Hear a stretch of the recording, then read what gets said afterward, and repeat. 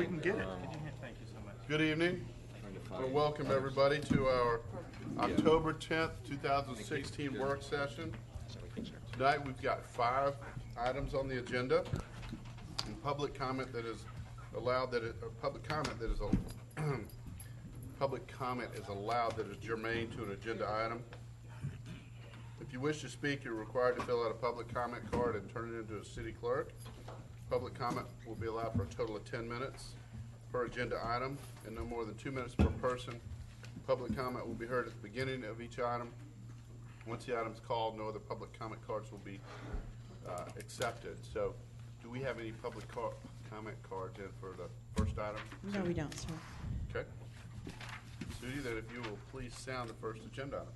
First item is discussion of draft needs assessment report and draft final report for 2016 City of Milton Comprehensive Transportation Plan.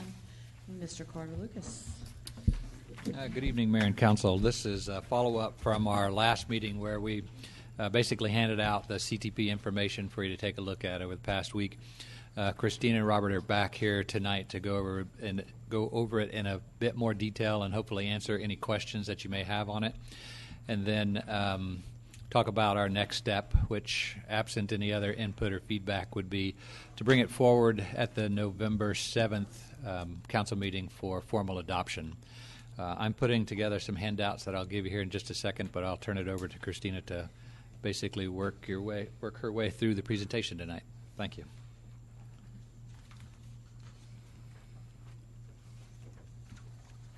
Good evening, Mayor and Council. Thank you again for welcoming us back. We hope you've had a lovely week since we last saw you, hopefully including some very lovely late-night reading of the Milton CTP document. So as Carter mentioned, we're going to go into a little bit more detail than we did last week. We gave the high overview last week. We're going to give you a little bit more tonight. So one of the first things that we wanted to do before we get too far into the detail of this plan is just to take a step back very quickly to the 2009 plan, particularly for the council members who were not on council at that time. So back in 2009, we did a very robust scenario planning effort where we took a look and conducted 7 different scenarios in which we combined different land use and transportation patterns together and took a look at what possible recommendations could be proposed out of that. And so one of the things that we did determine, at the time the comp plan was also happening, so we worked closely with the stakeholder committee for the comprehensive plan along with the transportation plan. And at the time, one of the conclusions was no matter what happens in Milton and the type of growth that is experienced in Milton, there's going to be a lot of growth happening outside of Milton that is going to directly impact you and your transportation network. So just something we want to be keeping in mind. You can see on the graphics, those are 3 examples of some of the different widening combinations and scenarios that we looked at. Many of those included east-west widenings to 4 lanes through the city limits, in kind of through the internal portions of the city. And where we landed at the end of that in terms of our feedback from the stakeholder committee, from staff, and from the elected officials, were to focus our capacity improvements on the outskirts of Milton to really move traffic around the outside of the city, but not help to channel a lot of it through the city.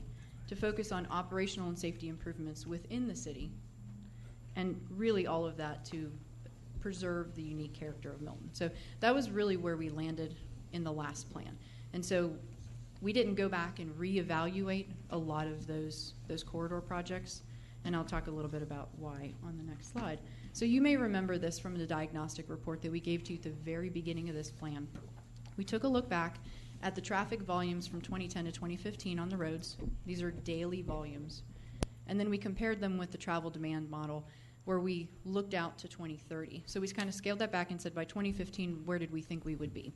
And across a daily average, what we saw was that for the vast majority of Milton, traffic has not grown as much as we projected it to by 2015. So that's great news. Now recognize, though, throughout the day, how that traffic disperses itself throughout the day can vary. And so we may see some intersections that get to be over capacity and things like that, but recognize over the course of the day, the traffic is lower than we projected.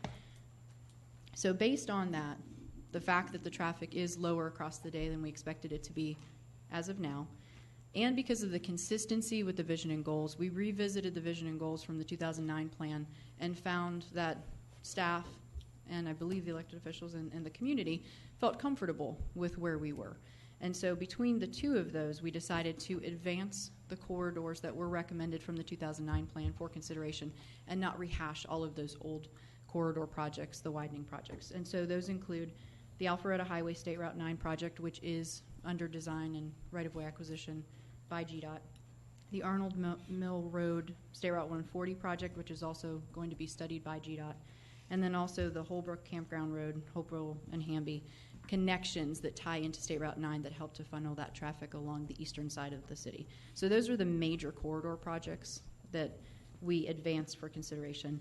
And then once again, focused on operational and safety improvements inside the city with the primary goal to balance the character of the city with the mobility of the region. So that's where we landed in terms of connecting back from the 2009 plan and moving forward into the 2016.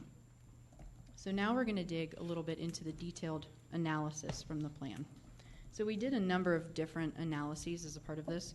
One, we did look at some new corridor projects, some new connections or widenings. So we did revisit the State Route 140 plan, the widening project that basically starts at the city limits all the way down to Rucker Road. We also explored 3 new connection projects. The Deerfield connection that basically connects from Deerfield to State Route 9 that came out of the LCI plan a few years ago. The Northeast Crabapple connector that's basically connects from Mayfield up to Birmingham Highway on the northeast side of the intersection. And the new Webb Road connection that would connect from Morris all the way over to Windward Parkway and eventually, ideally, connect across the State Route 400. And so you can see all of those have some pretty impressive traffic growth expected on them. Obviously, State Route 140 is the only one that was existing before. So you can see that there is some definite value of all of those projects. So that's a little bit of the analysis, corridor analysis that we did as a part of this. Additionally, early on in the plan, we also took a look at the McGinnis Ferry interchange. There was a lot happening with GDOT at the time with the interchange justification report that was underway, a lot of public outreach. And so one of the things that we did for you early on was to take a look at some advanced modeling to try to take a look to see what kinds of impacts that interchange is going to have on Milton. We took a look at a 2015, what we call a no build, so assuming nothing changes, a 2015 build if we were to build the interchange today, what happens, and then looking out to 2040 if we were to grow all the population and employment in the background with the interchange, what kind of an impact does that have? And I won't go into great detail about this. You have a memo from last year from us that you can reference for more detailed information. But basically the gist is there's growth on the interchange in the short term on the bridge on McGinnis Ferry. We don't see in 2015, if we were to implement exactly today, that we wouldn't see necessarily a huge impact on the west side to Milton. A lot of that traffic is heading more to the east. But as we get further and further into the future toward 2040, we will see more of that traffic wanting to go on Bethany Bend and Morris. And so really, I think it's a good support for widening Morris from McGinnis down to Webb to help funnel some of that traffic away from Bethany Bend and get it onto some of the more commercial roadways to get over to State Route 9. So just a little bit of background on McGinnis Ferry.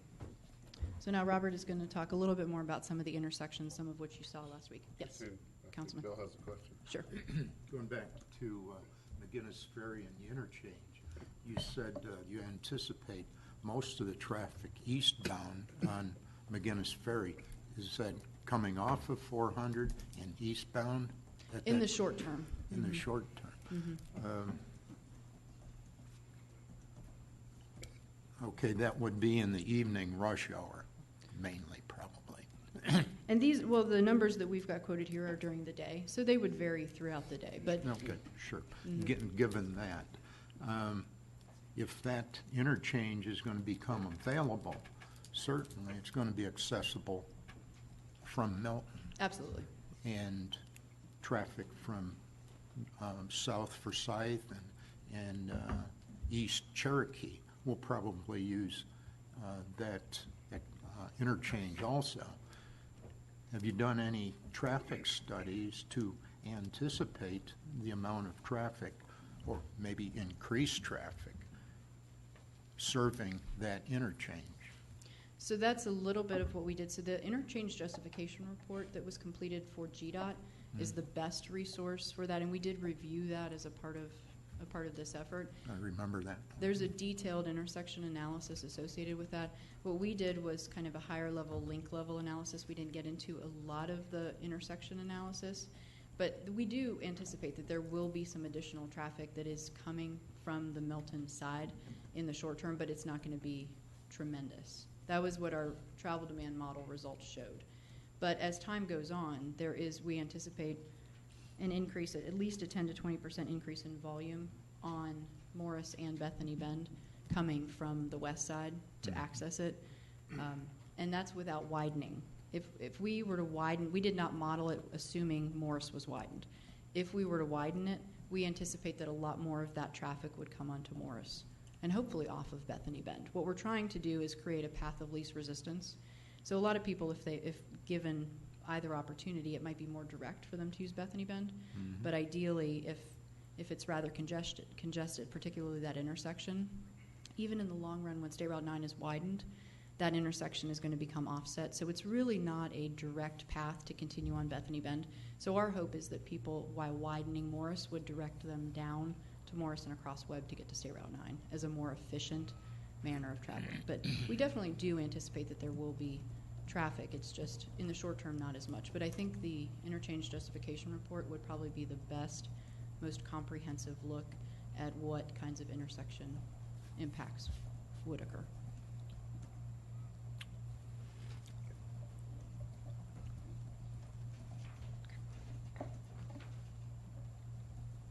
Promise I'm going to try to do better with this clicker this week.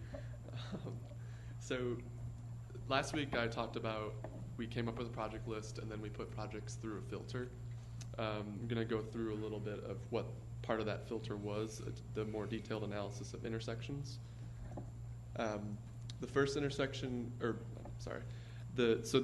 we had 4 concepts that we developed we looked at 8 intersections, we did 4 concepts.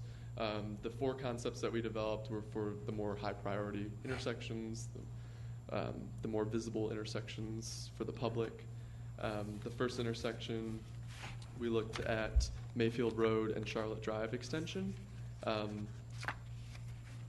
For all these intersections, we looked at different types of geometric improvements as well as different operational improvements. So some of the intersections, we looked at roundabouts, traffic signals, and with all of these different improvements, the intersections showed acceptable levels of service. So the concepts that we're looking at are the more intense geometric improvements, but again, these intersections could end up being a traffic signal and function with an acceptable level of service. So getting into the intersections, Mayfield Road at Charlotte Drive extension, we developed a concept for a single lane roundabout, and it was also studied for traffic signal modifications to the traffic signal that's already there. That single lane roundabout is consistent with the Crabapple master plan. So you'll see that concept. The second concept we developed was for Hopewell Road at Thompson Road. Right now, Thompson Road, as you know, are not aligned. They're offset intersections. One of the options we looked at was putting in 2 traffic signals and coordinating those traffic signals.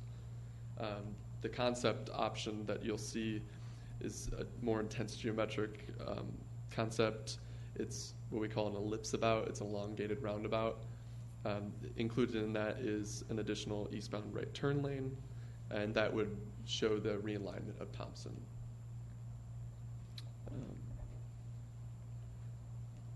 did it right. The third intersection analysis that we looked at with a concept was Hopewell Road at Hamby Road. This project could be impacted by a more long-term project that looks at the widening of Hopewell and Hamby towards Forsyth. But what we looked at was more existing conditions for this intersection analysis. So the concept is for a roundabout. It's multi-lane in southbound direction, 2 lanes, and in the westbound and northbound direction, it'd be a single lane roundabout. And again, it was also studied for a traffic signal and showed that it had an acceptable level of service. And then the fourth intersection that we developed a concept for was Hopewell Road at Cogburn Road. As you all know, the northbound direction during the PM peak period, it queues back. It can queue back all the way to Cogburn and Bethany Bend at times. So right now, what's happening in that roundabout is the eastbound volume is cutting off the northbound traffic flow, and so there's no gaps for the northbound traffic to flow into the roundabout. So what we looked at to improve that the current roundabout was to look at metering the eastbound movement. So basically, if you go out to the freeway and you look at a ramp meter, it's 1, 1, 1, 1, and it kind of it gives you gaps in traffic. And so what we're proposing for this roundabout is actually doing something along those lines, where you meter the eastbound movement so you get those proper gaps for the northbound flow of traffic. So that's phase 1 of that proposed project. Phase 2, if that queue doesn't fully improve, phase 2 would be a construction of a northbound right turn bypass lane to eastbound Francis Road. But it's possible that phase 2 wouldn't even be needed if the metering in phase 1 works. So aside from the 4 concept intersections, we also analyzed 4 other intersections. You'll see 2 intersections that include Morris Road. Those analyses were done assuming a Morris Road widening due to the McGinnis Ferry interchange. So as you know, Morris Road at Bethany Bend is getting a traffic signal. So the reason why we looked at that intersection was to look at what the Morris widening would do to the intersection. So for that intersection, we looked at the current concept. We looked at geometric improvements for eastbound and westbound turn lanes, as well as a roundabout. Freemanville Road at Red Road, we looked at a traffic signal, all-way stop control with some geometric improvements, or a roundabout. Morris Road at Webb Road, we looked at traffic signal or roundabout, and Cogburn Road at Bethany Bend. That analysis was done in conjunction with the Cogburn Road at Francis Road, Hopewell roundabout, because that intersection queuing, the northbound queuing, impacts Cogburn at Bethany Bend at times. That PM peak period could be improved just by improving the intersection to the north, the roundabout. So the geometric improvements and signal timing improvements at that intersection are pretty minor if the roundabout's improved. So next, I'm going to get into the funding by project type. The public, as I spoke about last week, we did a lot of public outreach during existing conditions, needs assessment, and recommendations phases of this project. During the recommendations, public outreach, we asked the public to make their recommendations on what they feel transportation funding in the city of Milton should go towards. So what you're looking at is a chart that shows all the categories that we asked the public to look at and what they felt was most important. Intersection improvements scored the highest with the public, and actually that scores second highest on the project list. The one that skewed the most between the public outreach and the actual project list is roadway lanes and shoulders. The reason for that is because that category on the project list includes resurfacing. We didn't ask the public about access management during the public outreach, so you'll see that gap between basically you could put access management in the roadway widening or the roadway lanes and shoulders. And so that's why you see that skew in the percentages. But overall, the public's wishes for funding is reflected in our project list. And then getting into the project lists that I spoke about last week, a little more in depth. To reiterate the funding levels, we are looking at 2 different project list scenarios: T-SPLOST, if T-SPLOST passes, or if there is no T-SPLOST. So level 1 in the T-SPLOST funding is based on tiers 1 and 2 of T-SPLOST projects. That's $37 million. Level 2 is based on projected general fund availability for transportation projects for the next 10 years, plus tier 3 T-SPLOST projects. So T-SPLOST funding scenario in levels 1 and 2 is $72 million.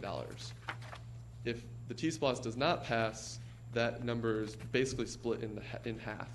It goes to $35 million availability for transportation projects in the next 10 years.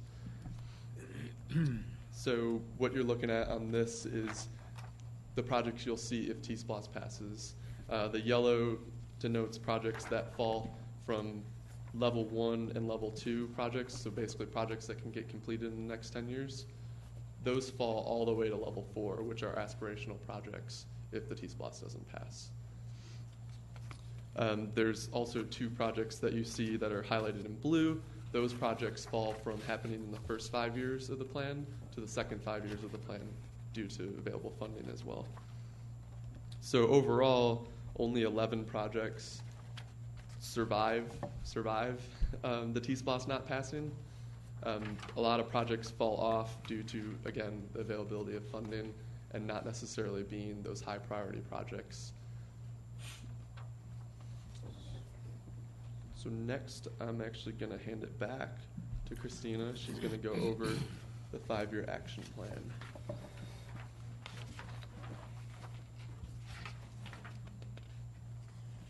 And this is the last section. I know we've got a number of different items, so thank you for bearing with us as we go through them individually. But the last piece is really just a little bit of detail on the 5-year action plan. And what that is over the course of the next 5 years, what are the things that the city needs to be doing to advance all of the recommendations, both policy and project.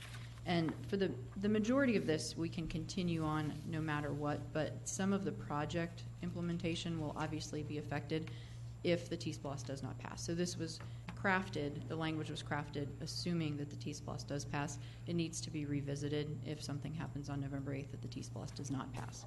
So just generally, I mean, I think a lot of this is already even happening.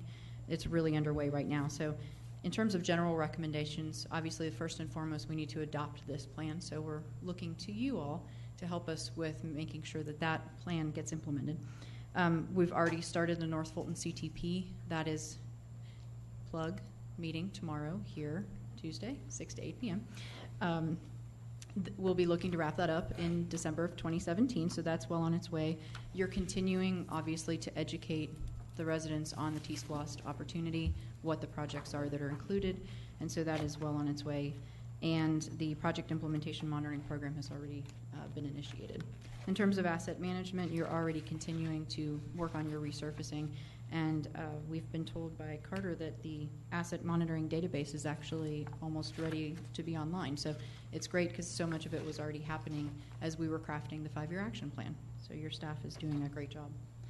In terms of transit recommendations, obviously continuing to work with MARTA on improving existing service. We're going to be working closely with the rest of the cities in North Fulton to really look long term to try to make sure that we're moving in the right direction for the 400 expansion, if in fact it does move forward. And then just making sure that we're coordinating land use and transportation as we move forward to help with those transit supportive densities near the transit station. Access management is already moving along. You've taken a lot of steps to make sure that new projects, new development coming in has proper access management. We discussed the steps on the active transportation and particularly on implementing the bicycle priority network. A lot of these things can happen absent any additional funding. Things like the education program that's really important for educating both cyclists and motorists on how to operate together in harmony. Also things like signing and striping can be done rather quickly. The biggest piece, obviously, dependent on funding is just the shoulder widening that it will happen with the resurfacing. But some of these can be happening today. And then finally, the intersection and corridor projects, really the biggest thing there. The timing of the design, right-of-way acquisition, and construction is obviously highly dependent on funding. And so this is the section that will need to be revisited if T-SPLOST in fact does not pass. But if T-SPLOST does pass, there's going to be an important large push to get a lot of the design and right-of-way acquisition done so that when funding is ready, then they can move forward to construction as quickly as possible, starting in that 5-year time frame.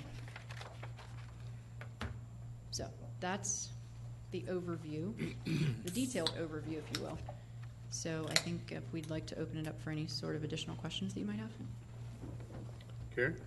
If I remember correctly, there were certain projects that weren't on your list here because they were projects that were considered DOT projects. Mm-hmm. Yes. How comfortable are we that DOT will actually go forward with those projects? And if they don't, do we need to make them project? The one of the ones I'm thinking about is the Batesville Road, some kind of turn lane there. Because there are days that Birmingham Highway blocks up south of the roundabout, and both Providence and New Providence are all completely backed up for about a half a mile, just with people because of people trying to turn on Batesville Road. So Carter, I believe you guys have had a recent meeting with GDOT to discuss their project implementation. I don't know about that specific one, other than to say that projects like that, on-system projects, we have been working with GDOT to look at alternative funding sources for those.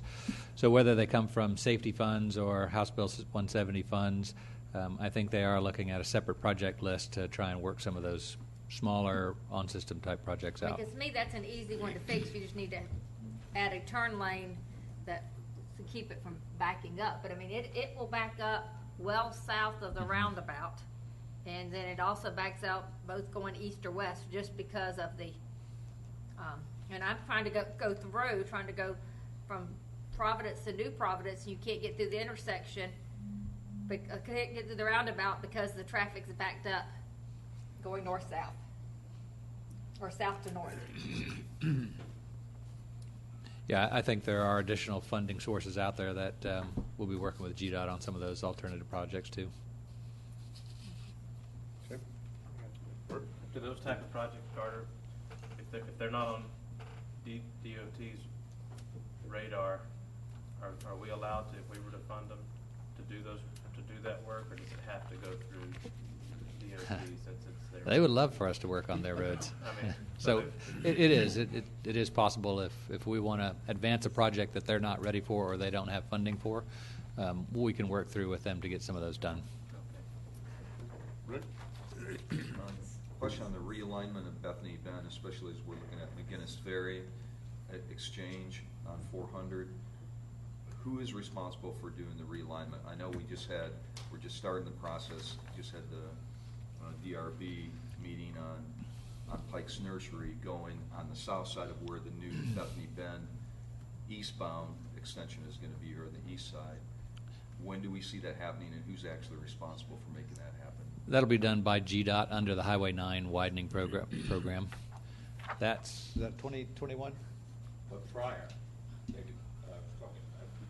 talking to Roddy today, apparently they were looking to do that. You told me they were looking to do that straightening prior to the 3-lane expansion. We're looking at doing some signalization improvements, not the offset. So what they'll do in the project that they've got coming up is they'll do some safety improvements that we've looked at through some of our concept plans on the intersection, whether it's removal of some of the phasing. I don't think we're adding any phasing to that particular signal, but most of what they'll do prior to the widening are just safety-related improvements in the intersection. The split of the intersection itself would be done as part of the Highway 9 project. So that won't happen until we actually have Highway 9 widening. That's right. Do we know when that's Is slated? that 2021? It's set for let in 2019. 2019, so probably 2021 opening. They're in design, and right-of-way acquisition, I think, has been funded for this year. Okay, have we already gone, so we're going through the acquisition, because that was my concern. We are not. But This- GDOT GDOT is, that's right. Both on the north side of that existing intersection, then on the south side for the eastbound. For the whole corridor. Okay. Because that's a concern when people are looking at developing that Mhm. property is, are we actually preserving those future roads that aren't there today when they do the build-out? Where projects have been implemented, we are trying to make accommodations for those, whether it's the Pike or the single-family residences on Bethany Bend. We have tried to accommodate what we believe the right-of-way needs will be for that intersection improvement. We think 2019, so another 3 years, 2.5 years before that. Okay. We're going to have to take a harder look at what we're doing there for the improvements for the intersection if we're going to be looking at 2021. That between that and Arnold Mill, it's 25% of our accidents, and that's not going to be. Something's going to have to change. That we're not waiting 5 years on that. Well, I will tell you still, it doesn't happen every day, but if I'm trying to go left, if I'm westbound on Bethany Bend, I try to go south on Highway 9, I get the green light. I still have people that try to speed. They look to the left, don't see traffic coming south on Highway 9. I get hit trying to turn left once I get my turn to go. I've seen that with people in front of me as well as I've experienced it myself. I was under the impression they were realigning that prior to the widening of Highway 9. We'll have to take a deeper look into that. Okay, and then, but we're not looking at any additional lanes in the meantime to go, like a right-hand turn lane, because that always queues up where people are trying to Yeah. go straight, nobody can turn. We looked at that in this interim design, and the utility impacts on it were just too great to warrant it. Okay. Bill? I have several questions. And I've gone through most of this report, and Thank you. a lot of information, obviously. And it covers different modes of travel, vehicular traffic, bicycle, and it gets into transit traffic in later part of the report and connecting with a proposed multimodal type of station, probably with a MARTA station and a bus station in here. And they suggest probably the most likely route is coming up through Mayfield Road into Crabapple. It's one part of it. That would just be for bus. That would not be any sort Well, of rail. Well, I guess in designing and planning, you're going to have to consider all types of transportation when you're doing road work of any type. What's going to come down the pike, no pun intended, in the future. With the road program or the road projects here, you're looking at Freemanville Road and feeding into Crabapple. Looking at 140 feeding into Crabapple. I'm just wondering what kind of coordination in this study did you have with the Crabapple Master Plan, which shows reduction of traffic on Crabapple Road between Broadwell Road and Green Road? One question. So I know that, and Robert or Sarah, you guys can correct me. So we have been coordinating mostly through city staff to make sure that whatever recommendations are in this are consistent with the Crabapple Master Plan. So the Northeast Corridor Crabapple Connector was one of the projects along with the roundabout. So all of our analysis took into account the master plan ideas. So from that perspective, we did make sure to coordinate. And I believe that the Freemanville project isn't a widening. That would be an operational improvement. Right, So- I understand. In the, I'm reading from page 18 and talking about the bicycle network, and state that while alternate corridors in the city may be considered vehicle priority, the intent is to focus cyclist activity and infrastructure along these bicycle priority corridors. Bicycle priority network should be considered in tandem with a Milton Trail Plan. And with these improvements, particularly Birmingham Road and Providence, New Providence, and Freemanville Road, which are the main bicycle routes, what kind of improvements are you looking to accommodate those bicycle routes along with these other widening or road improvement plans and intersections too?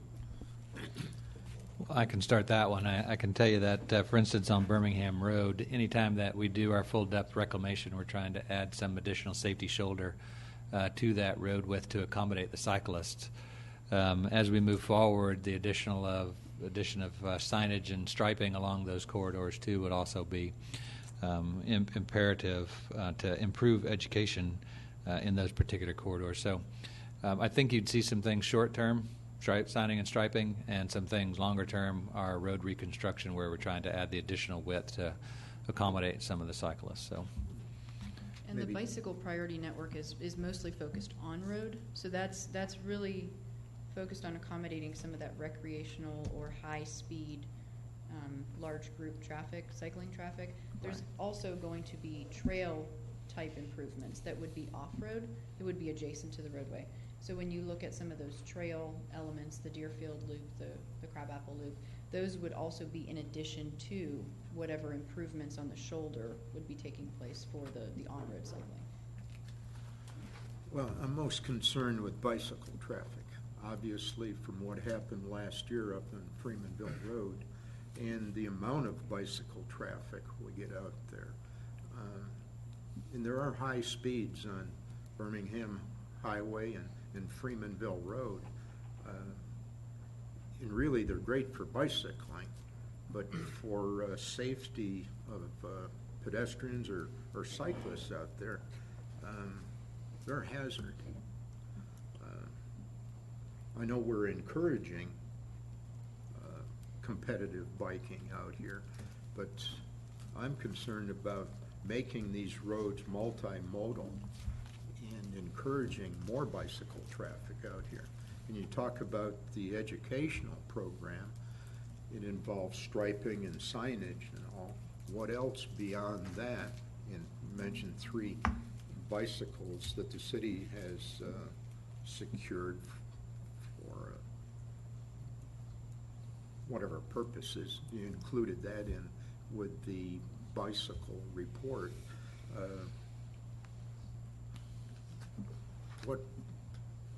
What further educational process do you go through to educate people about bicycling out here? I'd say predominantly most of the traffic coming down these main corridors are coming from Cherokee and Forsyth County. So how do you slow these people down? How do you make it more conducive to accommodate those different modes of traffic out there? It's not easy. It's not easy, and it's not a Milton-only problem. Correct. So it is definitely something that we need to coordinate through the regional agencies, the ARC, along as coordinate with the adjacent jurisdictions. I know that the city manager has directed the police chief to work with Public Works on a strategic initiative to develop a traffic safety group that includes both vehicular and bike and pedestrian type uses. So we will be putting a program together in the next year or so to try and advance that educational component and try and make sure that to the extent that we can as a local jurisdiction, we can get the word out to as many people as possible. And whether that's coordination with the local bike groups, the education goes both ways, right? It's the bikers need to know as much as the vehicles on how to operate safely on a road. And so a lot of that coordination will occur in the next year, as well as anything else that the task force may deem as appropriate to bring forward. But it's a regional issue, and it'll definitely have to be coordinated with some of the bigger agencies around. Councilmember Lusk, if I could, just to add to that, sorry, we've got a screen between us. I think that that our current conditions are very difficult to accommodate what it is we're trying to accommodate. The width of our roads and the speeds on our roads they don't accommodate the bicycle traffic. Not to mention the volume of bicycle traffic that we have.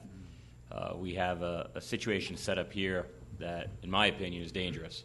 It's not created by the city of Milton. It's created by the state of Georgia, and the laws that pertain to cyclists don't take into account the speeds of traffic. It allows vehicles to go over the WO lines to pass these cyclists, which are considered traffic impediments, which now puts vehicles in the same traveling lane, except in opposite directions, to go around these large groups of cyclists.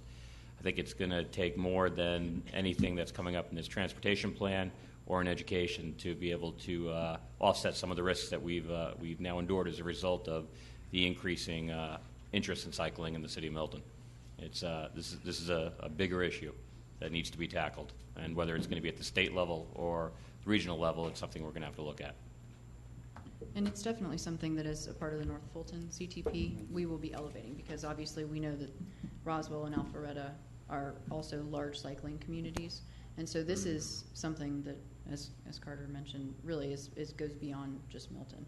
But if I might just add, the reason we specifically identified a bicycle priority network is that as we go and make these improvements and focus on education, that it's not meant that every single road in Milton is meant for recreational cycling. It's part of this is we need to focus. So if you're on a roadway if you're a motorist on a roadway that's on the bicycle priority network, you will learn, no matter, I mean, whether through education or enforcement, that this is a road where you need to be cautious and pay attention to cyclists. And at the same time, the cyclists will need to be educated that you can't ride any more than 2x2. We've seen pictures where they're 4 or 5 adjacent to each other. That's not acceptable. And that on other roadways that are priority vehicular roadways, that kind of cycling is not the priority. And so that's part of why we went through this process to identify what that network was, so that we can start as much as possible through an education program to identify which corridors are appropriate for cycling and which ones are not. And so it's not the answer to everything, but we're hoping it's a step in the right direction. And by advancing that conversation through the North Fulton CTP and starting a wayfinding program that also helps to reinforce that's a big piece of it. So, like I said, it's not the end-all be-all, but hopefully it's moving us in the right direction. I guess the question is, could you legally post roads to prohibit cycling on certain roads and direct them to alternate roads? I don't think so. I've not heard of that. I do not believe that. I don't believe we could, and that's why I said this is something that I think needs a larger conversation. We have vehicles traveling 45 miles an hour. Well, actually, they're traveling 55 miles an hour because we can't enforce within 10 miles an hour of the speed limit. And so many are going 55 miles an hour side by side with bicycles. It's a recipe for disaster. So this is something we need to be looking at. Got more questions? Yeah.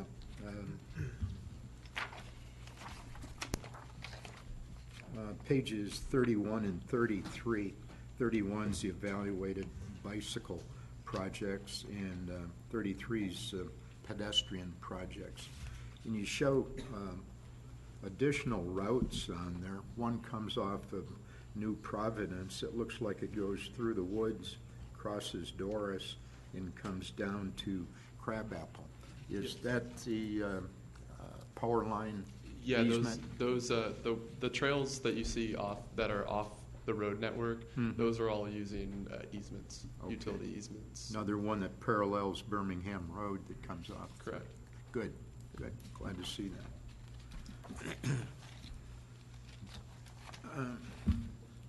Just maybe one philosophical point. Read over the weekend that how our modes of transportation are going to change in the next 10, 15, 20 years. And they mention Uber, and Uber is the largest taxi company in the world now, and they don't have any vehicles. So I guess what the implication there is, people are not going to buy as many vehicles or require as many vehicles. It's just a conclusion that they brought from there. Another is they're going to use more electric cars, which is going to have an impact on the economy too. And with fewer cars on the road, it's theoretically it's going to reduce our requirements for roadways and roadway projects and all. And transportation over the centuries have gone through transitions, obviously. Back in the late 1700s, after the Revolutionary War, turnpikes came into being. And there were old corduroy roads, old Indian trails, such paths like that. Then in the early 1800s, canals came into being. And they were popular for about the first 50 years in the 1800s. Then the railroads came in. They replaced the canals, and the railroads predominated for over a century. And where there were over 100 railroads in in that period of time. Now there's only a handful of them, and a lot of these old railroads have been abandoned. And the Silver Comet Trail is an example of that, where that mode of transportation has diminished over the course of time. And then interstates came in when Eisenhower was in office and created a great network of highways throughout the country. And then we got the commuter trains in, and MARTA, heavy rail, and everything like that. Of course, air traffic, which doesn't use the surface as much. But are we looking far enough ahead, or what are your thoughts of where we're going to be in the future, and are we designing? Have we tapped out the lifespan of road traffic? Is there something else that's coming down the road that's going to replace all of this in the future, or minimize this type of transportation? Should we be looking at further into the future rather than continually widening roads and building bigger intersections? So as a part of our the North Fulton CTP, we're actually including a scenario that looks at alternative futures. So the Atlanta Regional Commission right now is conducting a study. They got a Sharp 2 grant from Federal Highway to study various alternative futures. And they've explored 4 major alternatives. One is continuing as we are today. One is a major technology change in which we see autonomous vehicles, a complete market, saturation of autonomous vehicles, a lot of car sharing with Uber and Lyft, different drone delivery services, all of that kind of stuff. One is focused on major environment, ecotopia is what they call it, and then one is everything goes downhill. So it's kind of the Debbie Downer version, I guess. So, and so what they're doing is exploring all of the different opportunities and what basically happens given all of these. So instead of planning specifically for this is what we think is going to happen, let's plan for flexibility to anticipate possible alternative futures. So we're building off of that, and obviously the Atlanta Regional Commission is a major player and project management team member of our North Fulton CTP effort. So we're building off of that. We're actually going to be talking with them on Wednesday to discuss how we incorporate that. So we're going to be looking particularly to build off of what ARC has already started doing, and then also looking for kind of to do that scenario of our own that really investigates that technology future. So one of the things we've heard so far is the autonomous cars require really strong pavement management. Well, today we're already doing really good pavement management. So it's one of those areas where if we continue really strong pavement management, it's going to bear, it will turn out well if we have a really strong technology future also. So what we're doing is exploring where do we need to be moving to make sure, and I think quite honestly, where we're moving in terms of Milton is less of a focus on large road widenings and more of a focus on operational improvements, particularly things like roundabouts. Those, I would say, you're not going above and beyond. You're not really attempting to widen every single road in anticipation of all of this extreme volume that's going to be coming through the city.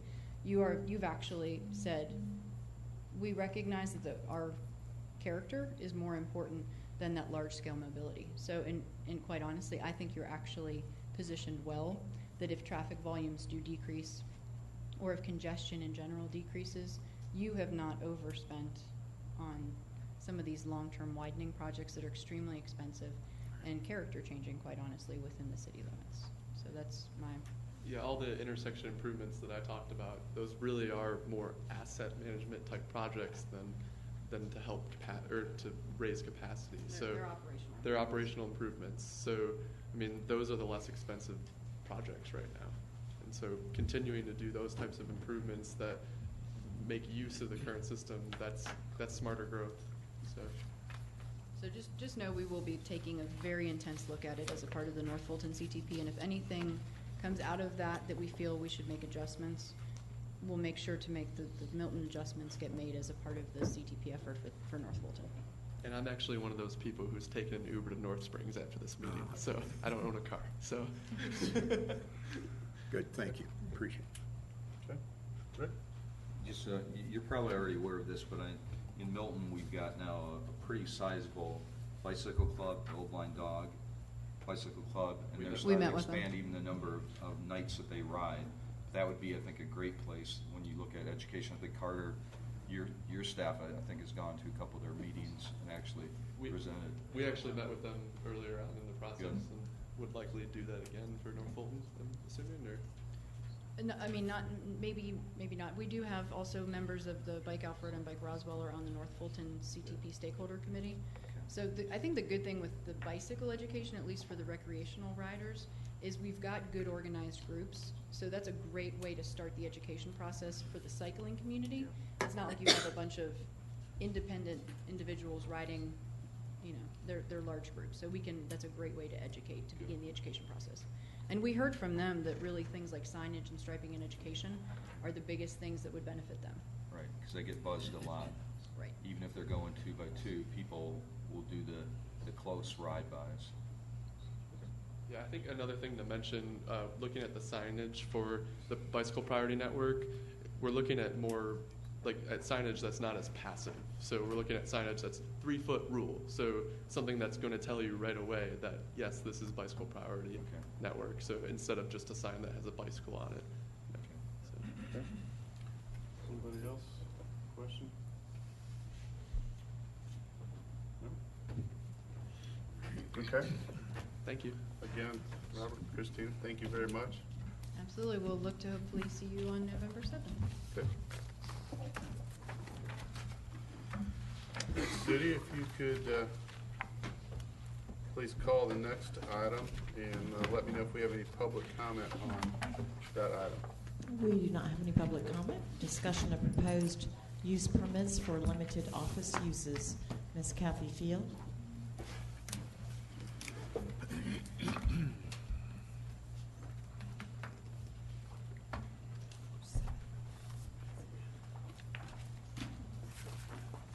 There we go. Okay, good evening, Mr. Mayor, members of the City Council. We're bringing before you tonight for your consideration an issue that has come up before us, and we'd like to get some direction from you, and that relates to single parcels that are essentially in AG1 or T2 zoned areas, but are surrounded by non-residential uses. And being AG or AG1 or T2, they are left as a residential use surrounded by non-residential uses. And I put up on the board here some of the allowed uses in the AG1 zoning district, and the ones with an asterisk next to them are ones that are allowed in the T2. Now, we did identify as best we could, we found 4 parcels that meet this criteria. One of them is different from the other 3. One of them is up in the Birmingham Crossroads area, and specifically it's right in between the Birmingham Methodist Church and the veterinary clinic. And it's a AG1 single-family house lot that has been very difficult to develop as a residential use because of the surrounding uses. And we thought that it might be better to address something like this because of the extenuating circumstances. It's right across from Scottsdale Farm. That little red outlined area there is the Birmingham Crossroads area. So you see it's in a little activity node up there. And so we thought that that might be an appropriate use to create a special use permit for parcels such as these, and we would certainly tailor it to this type of parcel. We did do a search, and Robin did find 3 other parcels that are also surrounded by non-residential uses, and they're essentially in the southeast part of the map in front of you. 2 of them are in the Deerfield Form-Based Code, so they're T2s, and then there's one just out of the Form-Based Code. These also are surrounded by either institutional, school, church, or park uses. However, they are less intense, and so where they are surrounded and they are a single parcel, we feel that they have a different circumstance than the one that's up in the Birmingham Crossroads, which is a much more of an activity type generated area. So we are proposing, at least for the one up in Birmingham, and we certainly would seek your guidance about the other three that are in the southeastern portion, to at least for the one in Birmingham, is to come up with a use permit. So it would be a case-by-case basis, and it would come before you for your consideration, but to change it to a use permit to allow either just medical office or general office, but something that's a non-residential use, because we really feel that this parcel will never be developed as a single-family house lot because of the surrounding of it, the surrounding uses of it. So with that, I guess, Mayor, I'd like to just open it up for discussion and your feedback in terms of our thoughts and what you think. Okay, I'll open up. Anybody have any questions first, Matt? Kathy, has there been any, I mean, did we discover this on our own, or did someone bring this to our attention, or how do we go about actually asking this question to begin with? Well, we have had a lot of communication from the owners of this property who have come in to ask us what it could be developed for, and we have review with him what the uses are. But they would very much like to sell it, and it's very difficult to sell something that's surrounded by non-residential uses for a residential use. And we felt that this particular parcel, if not the other three as well, because of how they're surrounded, would garner special consideration. And so we thought it might be appropriate, at least to bring it to your attention to see what you thought about it. Okay. Since this would be a use permit, we could look at it on a case-by-case basis and make sure that what is being built there looks more residential in nature, if that was what our intent, even if it was an office use, similar to what some of the buildings are in Crabapple? That's correct, absolutely. That's why we would structure it as a use permit, so that it would come before you for your consideration. But we felt that these parcels, it's certainly the one in Birmingham, if not the other three as well, are it's sort of, they're behind the eight ball, so to speak, in terms of being able to develop it because of what's surrounded them. Right. Could you give us the exact, kind of like the street crossroads for the three that are in the southeast? I'm having a hard time. Yes, and reading that. Robin can do that. Robin prepared the map, and so it is hard to read, and I do apologize, but we at least wanted to get it in front of you so you could see it closer.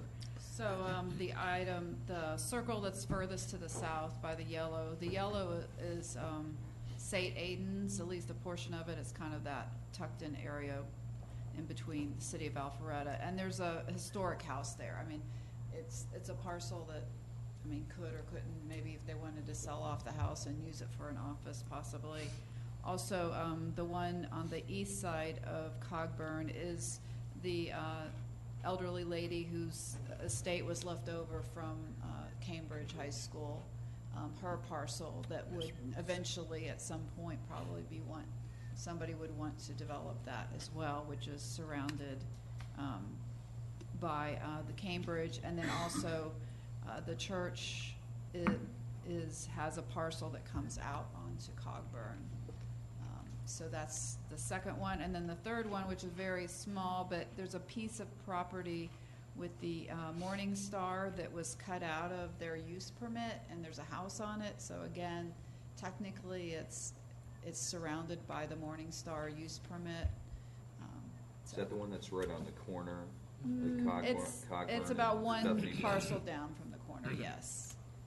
They came in a couple years ago for a use permit for expanding something. I can't remember exactly, but they've been before you in the recent past. And then obviously Kings Ridge is right across the street in Alpharetta. But what are the sizes of those parcels? Do you have those? The one by Morningstar is exactly an acre.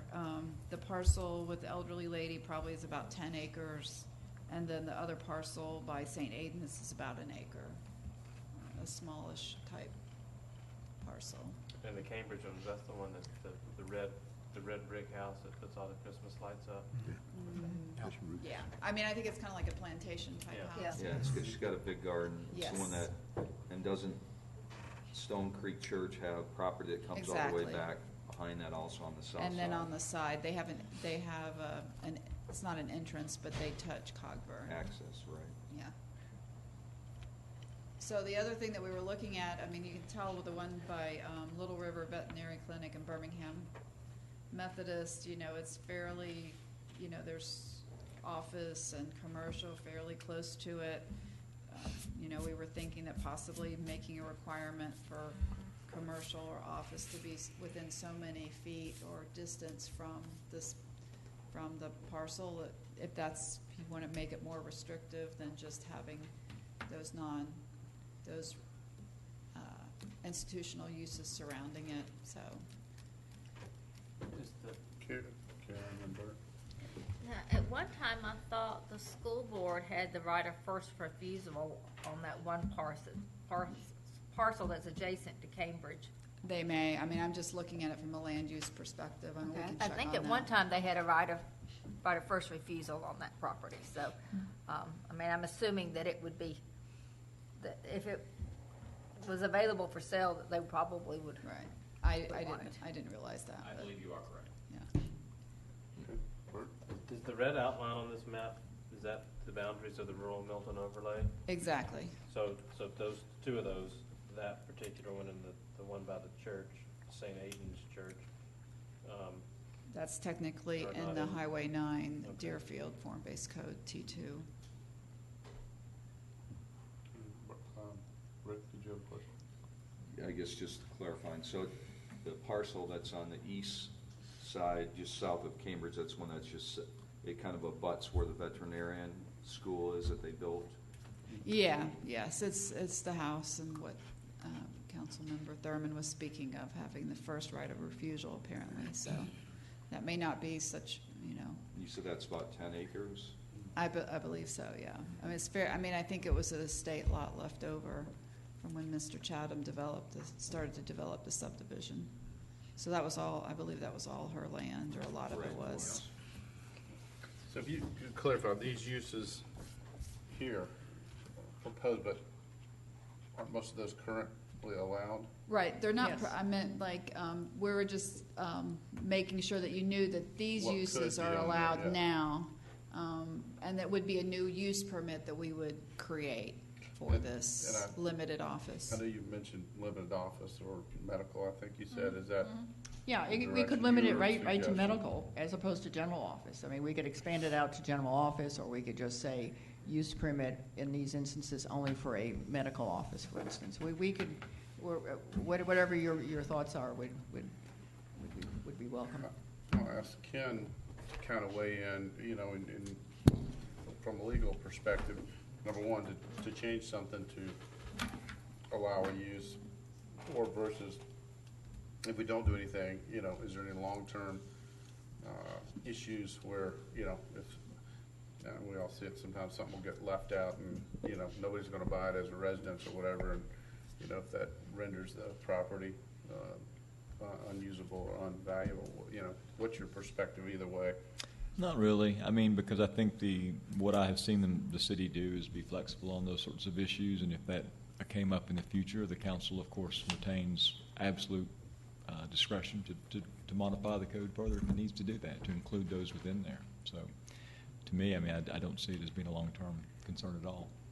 But, how about our concern if we do this, is this something that you've seen other jurisdictions to go in and the city or a county take initiative to look at, parcel that may be landlocked or with other uses or whatnot? No, again, just when we start talking about land use and the city's power on land use, you've got a lot of discretion, and I just don't see any potential for from a liability perspective on doing what is being proposed. Just don't. Okay, but I guess the question is, do you see this happen elsewhere? Do I see it elsewhere? No, I've not seen it done elsewhere. That is true, but that's I mean, that's why, jurisdictions have the ability to do these sorts of things that are unique to the jurisdiction. This would be very Milton specific. I will say that. So I've not seen it done elsewhere. Milton-esque. Milton-esque. It's a good point. So I guess really what staff would be looking for is to, what the council would want, is to be brought back forward to take a. Yeah, it should be brought back as a proposed use permit, and we could prepare some language that would allow, it could be very specific, like a medical office, or it could be a little wider in terms of general office, but we could prepare some type of language to allow a use permit in those circumstances that we've just pointed out, where they're surrounded by non-residential uses, but AG1 allowed uses. And I guess we could feel comfortable if that was brought up. It would be, the council would have express ability to which use or whatnot, and to yes or no. Yeah, we would bring the language back just to construct the actual use permit. And then once the use permit was in place, then someone could apply, and they would come in under our use permit process, where it would be on a parcel by parcel, case by case basis. And Mr. Mayor, that's really where you're going to want to spend some time. Is the typical rule on conditional use permits is that the government sets the criteria, but if the criteria are satisfied, then the CUP should typically be issued. However, you can build into the CUP criteria a lot of discretion, because candidly, you may have a CUP come in front of you that one of these uses makes 0 sense with where it's located. And so you're going to want to make sure that from just a public policy perspective, you build in a lot of that flexibility to say no. Well, and that was, part of the point, a lot of times we'll have something that is previously zoned. Right. And if we were to deny it, then we'd be up for, they may challenge and win on that. So that's, was kind of my question there. Yeah, and it does. I mean, obviously, it creates a potential risk of litigation exposure where there may not be one now. That's true. But a lot of that's going to be dealt with in the drafting stage. We just need to make sure build in some flexibility.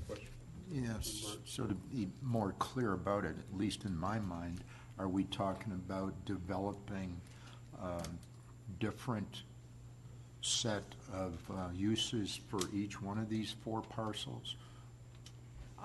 No, the thought is that these 4 parcels fall into the same situation where they're surrounded by non-residential uses. So we would develop certain uses that would be allowed under a use permit. And, we could make it very detailed and limiting in terms of what those uses are. It could just be, for instance, just a medical use building. We could say general office building, but I don't think we'd go beyond that. But the idea is to limit these 4 parcels to a use permit of which an office could be applied for. Okay. Joe? So Kathy, today, we'll talk hypothetical, not anything specific about these parcels, but if someone had a use that they wanted to conduct on a piece of property where the current zoning didn't allow for it, they've got a process that they can follow to ask currently for a special use permit, and the council could hear them and grant that special use. Is that correct? Because I want to say we've done this before for property owners where they had an intended use that wasn't covered under the current zoning, but it didn't fall in some other zoning. So they weren't asking for rezoning, they were just asking for special use. But we identified those as particular uses that you could come in for a use permit for. Yes. So I think what you're... Okay, so we're talking then about expanding the list. Okay. That's I was trying to get to the heart of what was going on here, and so... Just putting some other options. Okay, right. All right, I get it. Yes. Okay. Bert? Could you, in the criteria, in the drafting, could you specify architecture, style, and type? I mean, I know that's hard to do, but so it's not, also you don't have a right. We would. Story Yeah, we could put in their height and We could do our mandatory architectural 360 architectural review, but we could work on it to make sure that it was something that looked very consistent with the environment in which it would be located. I'd be interested in pursuing it, not saying that I would agree with it at that point, support it, but at least kind of seeing where we might can get. However, I hate to see us adding stuff just for potentially four parcels in the city as well. Is the intent, and Rick, I know you was the intent with the 4 parcels rather than open it up to the entire city, but just trying to identify parcels that might make sense for those? Yeah, they've just, especially the one in Birmingham, has been very problematic in terms of developing it. And so we just felt that it was a special circumstance. But we wanted to search to see what other parcels would be affected, and that's how we came up with the 4. So today, these are strictly AG1, is that correct? Or T2, which is Or the same T2. thing, yeah. Right. Okay. And we do, the question underneath this list, do we really have landfill as an option within the city? Is that something we've got in that? Is that a legal requirement, or why do we have that? It's an allowed use in the AG1. We have one. We have a landfill that's currently on Arnold Mill. That's how they got permitted via Fulton County, was through the use permit. Right. But I guess I'm looking towards future use as we go forward. To me, that's something that we take a look at, because I understand we've got the one on Arnold Mill, which is building up the mound, and eventually they want to turn it over to the city. But as far as future landfills within Milton, I don't think that's within character of what we're looking for. Composting, I could see if it's a farm, you may have an area of composting, but for a business, I'd have a concern that we have landfill as an appropriate use for a new designation. If we open this up, could we also look at it wholly and take things away, add things to it? Go ahead, Rob. I think that might be we can. We've actually opened it up before. About a couple of years ago, there was discussions about various different use permits when we created the rural Milton overlay, and we categorized each of the uses. So that's something if you all want us to open up for discussions. Y'all have quarries in here and land. And mining and quarries. I mean, so I will tell you though, some of those land uses are going to be, they're going to be self-defeating from the standpoint of the footprint of the land, the EPD, and various state requirements. I mean, even with landfills, I mean, once you wrap around the buffer that's got to be in a landfill, I mean, you got to have a fairly large tract of land to be able to make that the least bit viable. Right. Okay. Anybody else have questions? Yeah, I'd be, Councilmember Hewitt said he'd be interested in looking at this. I would certainly consider looking at it if staff brought it back. How about the rest of the council? I'm open. Okay, I think. Okay. Thank you very much. There's some interest there. Respectfully, Mayor, I just received a public comment card regarding this item, and that's from Laura Bentley. Okay, I'm okay with that if the council's okay after the fact. Yeah. Okay. This is Laura Bentley, 2500 Bethany Church Road, right around the corner from this. So I guess I just want to say, I understand AG1, some of those uses might not be useful to the owners, but when we were told that the property across from Cambridge High School would be considered transitional, as you look at this, you got to look around to every little ranch house that's up and down Bethany Bend right there. And I guess I'm having a hard time understanding how you're going to do a special use for this parcel, and this parcel isn't going to want the same treatment. And you know, we're trying to maintain that area, and this seems to be, I guess I just would like to see some a lot of caution used, as you know, we were told that sewer was going to stop at that parcel. Thank you. One comment I might have, Ken, is, you know, and legally, does that, you know, if you identify 4 parcels and add uses, does that lead that to the next door neighbor, the next, or can you nip it? Yeah, no, that's a great question, and so that goes to the precedent that we're setting. You've heard me talk about precedent before. I think each piece of property is unique in zoning, so I don't think it necessarily sets precedent, but it still gets used. That card still gets dropped, whether I think it has legal teeth or not.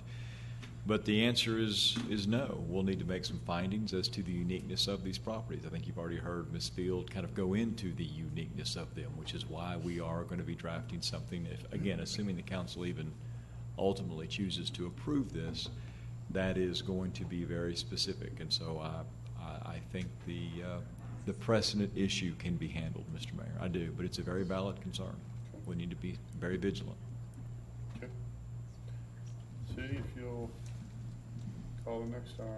I just received another public comment card. Do you want to allow that for On use, this- on this use item permits? here? Yes, sir. I'm okay with that if the council is, just because as we discuss through this, maybe it's piques some interest from the audience. So if you want to call that, the council all right with that? Yeah. And that's Mr. Tim Becker.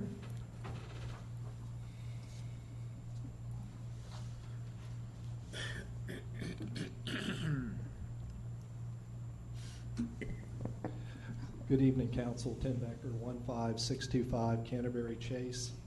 I can't claim to be real conversant in these kind of issues, but I just wanted to make a few points. First, this seems like a solution that's in search of a problem. Second of all, anything can be sold in Milton. I mean, the kind of stuff that I'm seeing built and where it's being built, I just don't really buy this argument that you can't sell a house on a certain piece of property in Milton. Milton's hot. You can sell anything here. Third, it strikes me that there are a lot more important issues than this issue that we should be addressing. Sending staff off and developing, language for something that seems fairly trivial to me just seems like a waste of time given the more important issues that we have in the city. It sounds like just one person is coming and saying, hey, I've got an issue here. I've also heard from one council member that this sounds like we will be cluttering up the code, and I think we need to be careful about cluttering up the city code with these minor sorts of ordinances. And then lastly, I just wanted to point out to council, I've been studying the American Planning Association, some of their documentation, and they're very clear that hardship is not that you cannot maximize the value of your property. And in fact, zoning has the effect of often not maximizing the value of somebody's property. So I just wanted to make sure that that point is also understood. Thank you. Okay, thank you. All right, Sudi, if you'll please call our next item. And I do have public comment on this, sir. All right. And this comes from Mr. Scott Reese.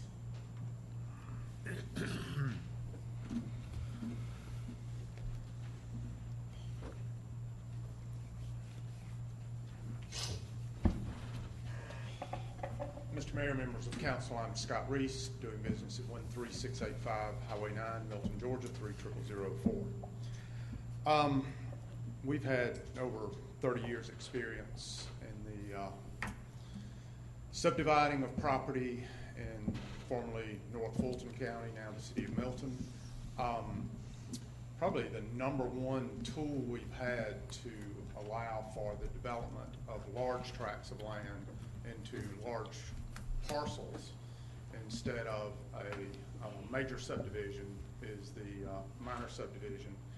At one time, we were allowed multiple tracts, and then it was limited in the number of tracts. But the primary way that we've been able to create, say, a 10-acre tract into two 5-acre tracts is the allowable use of a flag lot. What this does is it allows a homeowner or property owner to develop his property, and when I say develop, I mean turn one 10-acre parcel into two 5-acre parcels with limited infrastructure is through the minor subdivision plat with the allowance of a flag lot. I think there can be some tweaking of the rules without throwing away this tool. And in throwing it away, we're going to limit our ability for someone who has a 5 or 20 acre parcel to divide it into 5 or 10, 1 or 2 or 3 5 to 10 acre parcels. I know where the one that flew up the flag was the Burgess Circle, Burgess Drive, Hopewell Road. In that particular case, we have never developed one where we ran the stem or the flag parallel with an existing road. I understand that this was a creative use of the rule and probably a loophole for a better terminology. I think if that is the case, we can tweak the language in the zoning. If that's a parcel, I think that is such an outlier that that particular situation where you have 3 roads converging on a 3 or 4 acre tract and 2 of those roads are gravel, I think you'd be very, very hard pressed to find another parcel. So I just hate to see the loss of a tool that allows for large lot development, because if we keep narrowing down, we're going to leave nothing but 1 acre maximum yield subdivisions. So that's my point. I fully understand the particular case that brought it up. I think it's an anomaly, and I think there's a way to do it without doing away with a guy that's got 5 acres and he has a 100-foot strip on the side and has 5 acres in the back, and that creates a rural ambiance that I hope that we can keep, or at least that option. But thank you very much for your time. Thank you. Okay, Sue? And that's all the public comment we have on that. And this is a discussion regarding use of flag lots. Ms. Kathy Field. Yes. Thank you. Flag lots are currently permitted in the city. They require a 35-foot frontage on the roadway. And then once the road moves in from the roadway, the stem of that road can be reduced to a 15-foot width. And let's see. I'm having technical difficulty, David. Could you move it to the next slide for me?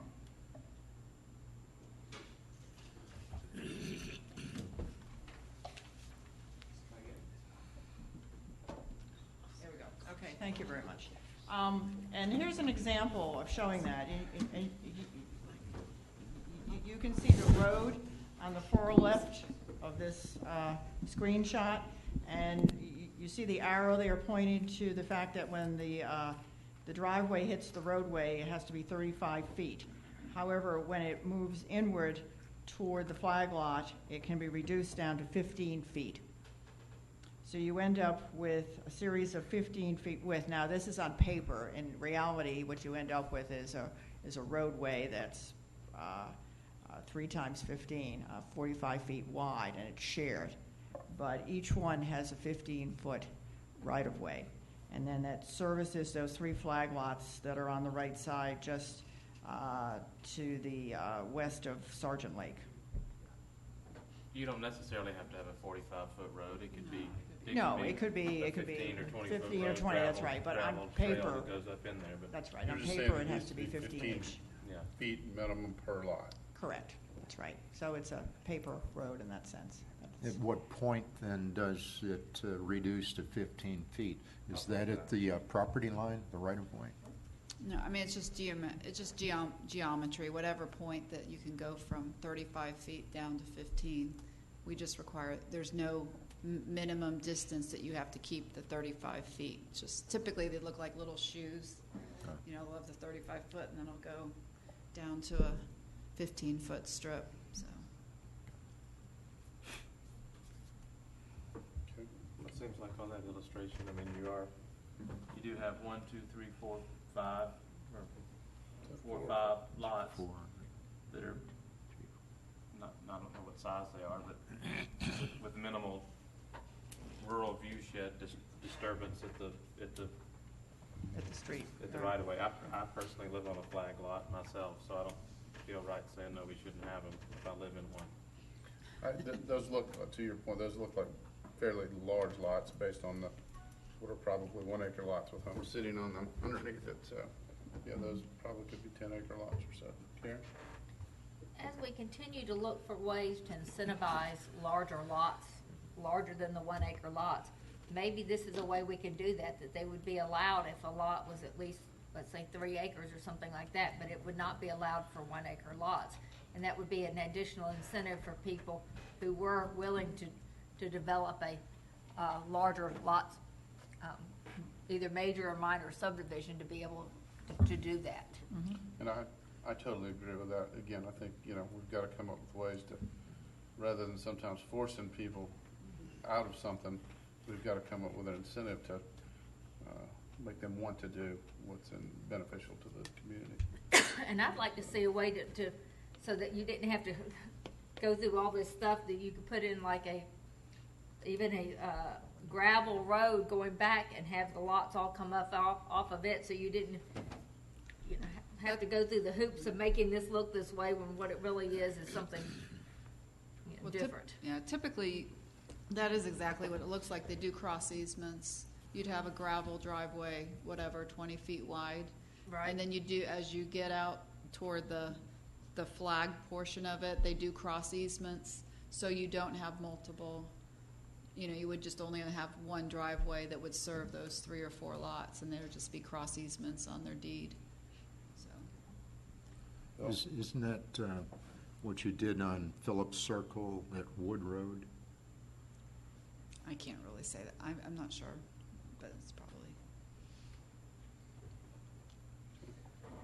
I think you combined driveways. Yeah. I mean, that's very common, that they'll just have a shared driveway, and then as each lot splits off. I mean, to be honest, there's scenarios where the flags kind of, I don't know, it's hard to explain, but they stair step, or they're in back of each other, so you actually really, they're typically not just configured this way, but people get very creative, and they just have to have a cross easement to get the one driveway and then get to their houses. I guess in reality, you may have this may enable to the public comments point, you may have a property owner with a house on, I'll just make up, say 10, 20 acres. They may have their house on the front of the property. They may want to or need to sell some of their property to raise some, money, or choose to sell it. Whereas if this wasn't allowed, it would force them just to have to sell the whole thing. But this way they could keep their front parcel and home and whatnot, and sell the back parcel. So I could see where that could be a benefit to, preserve some land and have a bigger lot. Karen? Since we already have the 3 acre minimum for gravel roads, why couldn't we just do a 3 acre minimum for this kind of flag lots?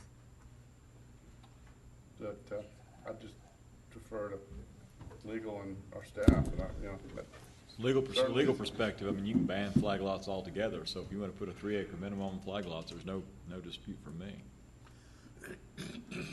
Rick,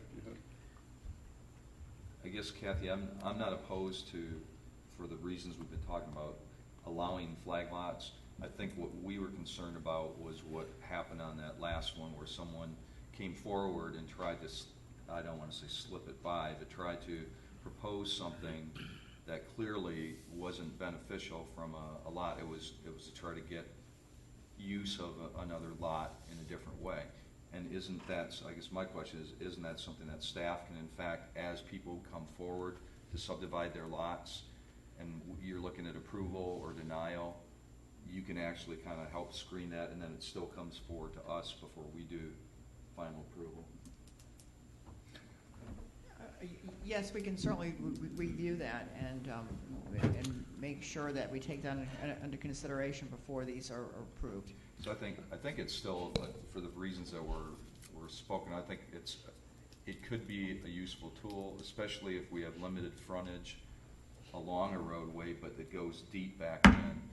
Do we want to try to incentivize someone to divide that into equal lots, or do we want to be able to still have the option to have flag lots and bigger lots behind. I guess I'm open to that. What I'd like to see is kind of a combo of what everybody's talking about, different perspectives, but, one, to have it towards an incentive for a larger lot, then go all the way down to where, have some kind of mechanism in there where staff could look at it and compare it with flag lot versus without, and if, in cases people have brought up, if it's obvious that the flag lot is being used to gain a lot, then maybe not allow it. But if it's used to where, the lots are bigger than could be if they wanted to develop the whole thing under AG 1 acre lots, possibly look at it so that loophole, so to speak, wouldn't be there. Joe?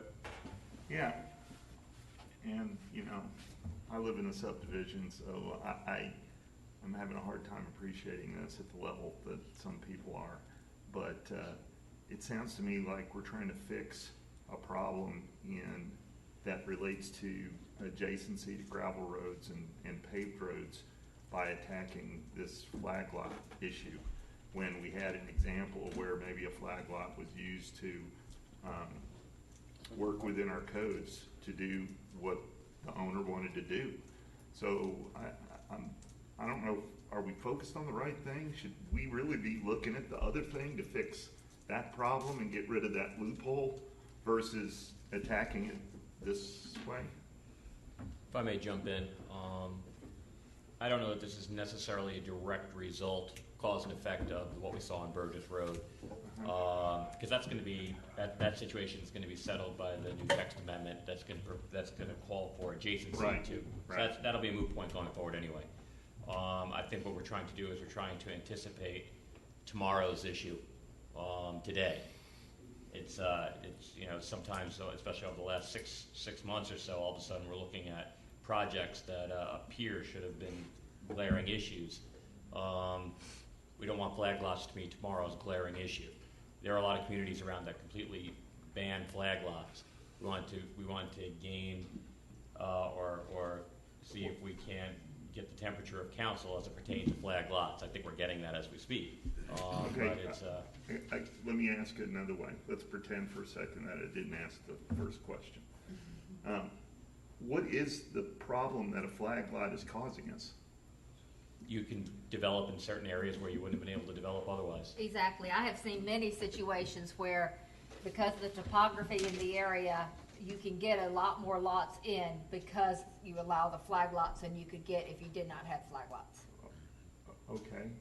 So our goal is to not allow the developer to put in lots the way they need to? Not if they're going to be such that you've got one house right in front of another house in front of another that doesn't look in keeping with the with okay, Milton. so this is there's an aesthetic issue related to yes, this. it's very much an aesthetic issue related to it. And I have seen many situations in where developers used flag lots in order to be able to develop lots that, you know, the maximum number of lots possible, and they would not have been able to do so otherwise if they could not have used the flag lots. So in the drawing that we've got in front of us here, we've got 3 or 4 lots rather that are set back from the road over on the left-hand side, and that's their access is just this common component that runs down the center there. So I'm not sure I understand the stacking issue that you're talking about, Karen, or maybe this is about well, in this, when you've got 5 or 6 acre parcels, it's one thing. When you've got 1 acre lots to have the houses right behind each other, it's a whole different kind of look. Okay. All right. Yeah, I mean, that's why I said with a minimum of 3 acres, I don't have a problem with it. Okay. But in a 1 acre lot subdivision, it's a very much a different look. Okay. Bill? Getting back to the access drives, I would encourage in any of these developments that you combine and come up with the minimum number of access roads. And I see this not particularly in flag lot situations. I see this, one example is up on Francis Road across from K9 Assistance, where they built those 2 houses here this summer. You had 2 driveways, side by each, with about 3 feet in between them, so you've got 2 curb cuts side by each. There's another development further down on Francis, next to Seven Gables, where they did build 2 houses adjacent and had 1 combined driveway like that. I think aesthetically it looks a lot better, and in a case like this, getting back to the flag lots, I think it's more efficient use of land and probably preserving more of any buffer in this particular case that there might have been between that subdivision on the bottom and the larger parcel on top. So it's, I guess it's one of those administrative issues that you would probably address when a situation like this comes up. I was going to throw out a couple other issues that haven't been covered.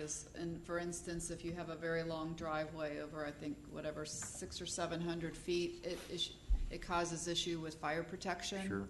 So, I mean, I think that the STEM issue, I mean, I think our fire marshal's very concerned about that we have a lot of properties coming in with these very long driveways, and they're really concerned about, protecting them and being able to get the fire trucks back there.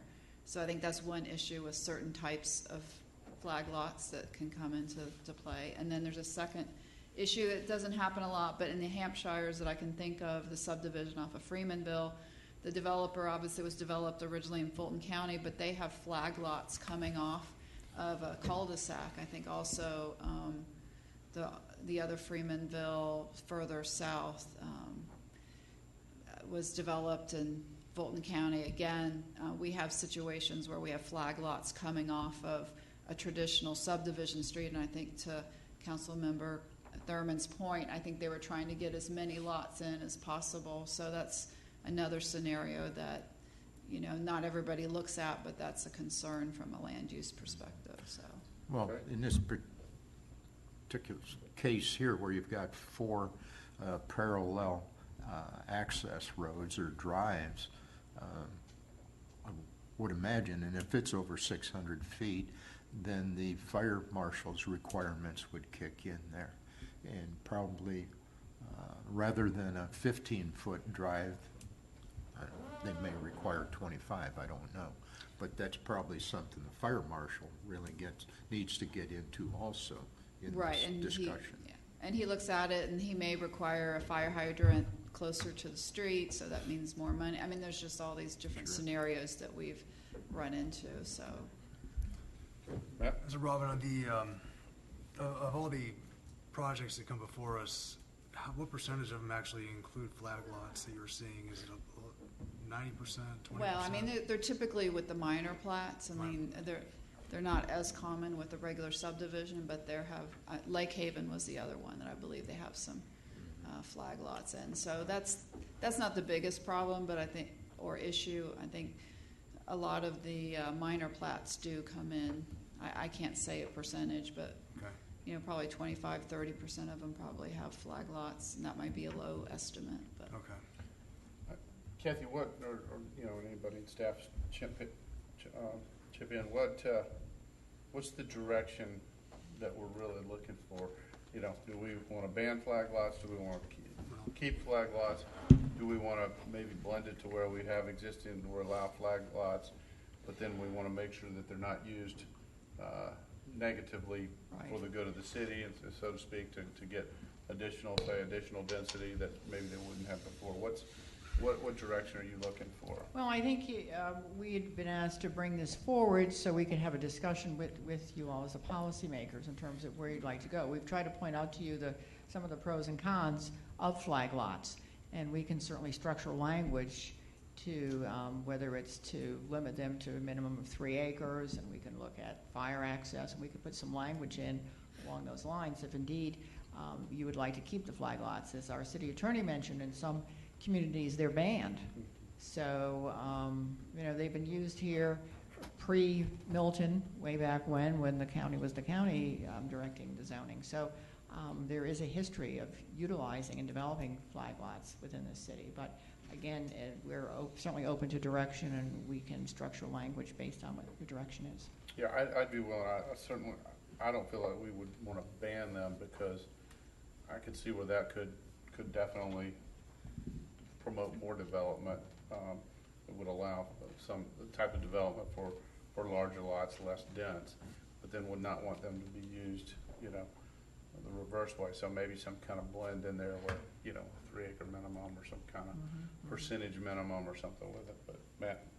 Yeah, I was gonna ask, kind of the same question where we were going, but maybe I understand if 3 acres or greater, we could allow them, but anything less than that, I think Rick or Joe, you guys, one of you said that we could maybe look at the process and see if something less than 3 acres come before us. I don't know if that would be too cumbersome on the council to review it and have final council approval. That's kind of what I was going with, the percentage of how many projects come before us, if that would be too tedious, but just an idea of thinking about where we are going process-wise.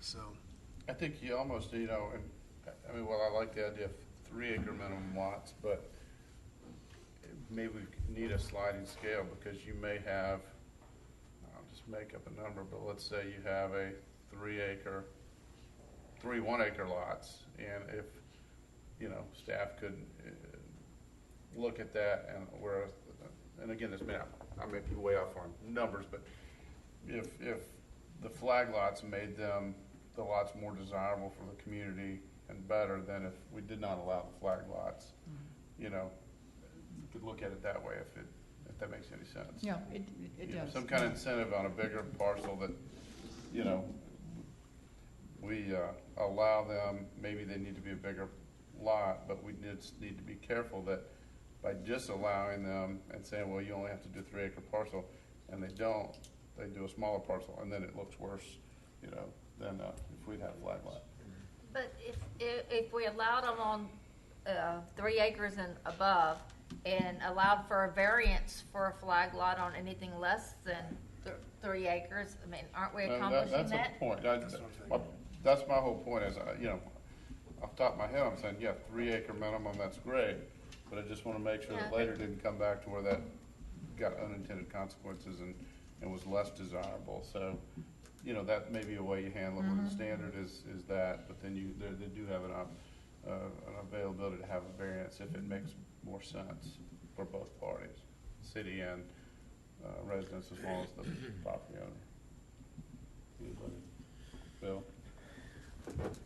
Yeah, and getting back to fire marshal's review too, and if we're allowing a 10 acre parcel there to have 8 1 acre lots in there, I think that the fire marshal needs to take a look at it from a safety standpoint. Is there a greater loss of property if there is greater density back there with a limited access road to it? So. Yeah, I agree. We would certainly look at putting in some minimum standards that would be required based on the fire code. Because they definitely do look at it, and they do impose certain certain items that need to be done. So. Okay. Mayor, respectfully, this item was intentionally kept broad. It was actually a little more narrowly focused originally on our agenda because we wanted to spur this kind of conversation. We weren't quite sure where you would want to go with this thing. We didn't want to anchor it in any direction. Would I be safe to say, based on, you know, discussion and what you guys are hearing, that the council's not necessarily against flag lots, but wants to make sure that they are used in the true spirit of you know, preserve, you know, keeping the Milton feel, and they're not used in the spirit of trying to add an additional lot or more density. Is that safe to say? Well, I would say not using the spirit of trying to get something that you could not normally get, whether or not it be additional density or in the past we've had access to sewer. Flag lots have been used to try to access sewer. So, I mean, I think it's more than just just density. Sometimes it's access to something else that you would not normally be able to have. And that was what my point was, is that, you know, not a tool to use to get something that normally you couldn't do, but it's a tool to use if it is beneficial both for the property and the look of the community. Okay, so you guys have enough direction to come back with something? Yeah, we'll put something together and bring it back for your comment and review and see where we go. Okay. Anybody else? Just one final comment. I guess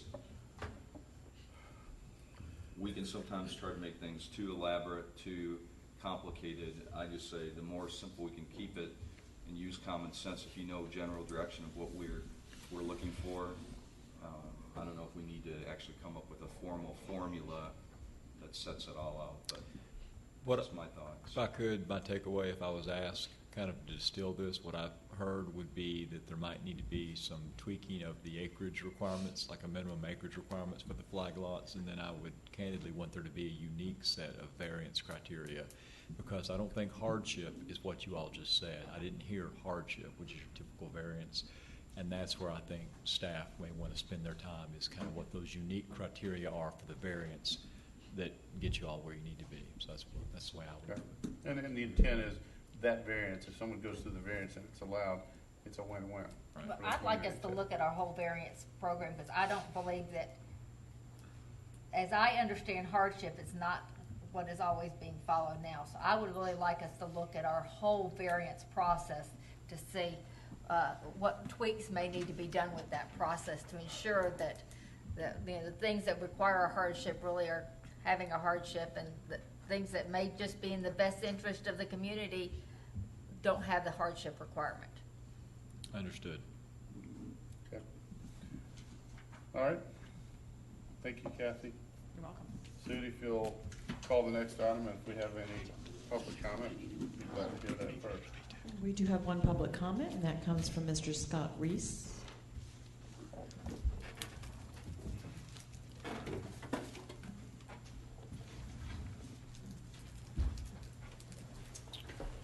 Mr. Mayor, members of council, I'm Scott Reese, doing business at 13685 Highway 9, Milton, Georgia, 30004.